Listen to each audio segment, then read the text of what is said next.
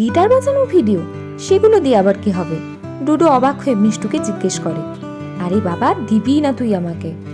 বেশ, যথা আজ্ঞা, কিন্তু আগে বল যেগুলো বলেছিলাম রেডি করেছিস? ডোডো জিজ্ঞেস করে। হ্যাঁ, তোর মোবাইলে কটা পিডিএফ পাঠিয়েছি, দেখে নিবি। আরও কি কি করতে হবে কাল বিকেলে এসে জেনে নিস। আর কয়েকটা বইও নিয়ে যাস। এই বলে তখনকার মতো ফোন রেখে দেয় মিষ্টু। ডোডো কিন্তু পরদিন বিকেলে মিষ্টুর বাড়ি যায় না। মিষ্টুর মনটা আজ বেশ খারাপ। কীরকম যেন একটা শূন্যতা ঘিরে ধরেছে ওকে। সন্ধ্যের লালচে বাদামি আলোয় ব্যালকনিতে দাঁড়িয়ে নিজের ছাপোষা অবয়বটা কল্পনা করছিল মিষ্টু। ডোডো জানিয়েছে রিঙ্কুর সাথে কি যেন কাজ আছে বলে আসতে পারবে না। রিঙ্কু ডোডোর জীবনে ঠিক কতটা গুরুত্বপূর্ণ? আচ্ছা, মিষ্টুর নিজের গুরুত্বটা ঠিক কোথায়? এসব ভাবতে ভাবতে একটা ঠান্ডা স্রোত নেমে যায় মিষ্টুর সারা গা বেয়ে।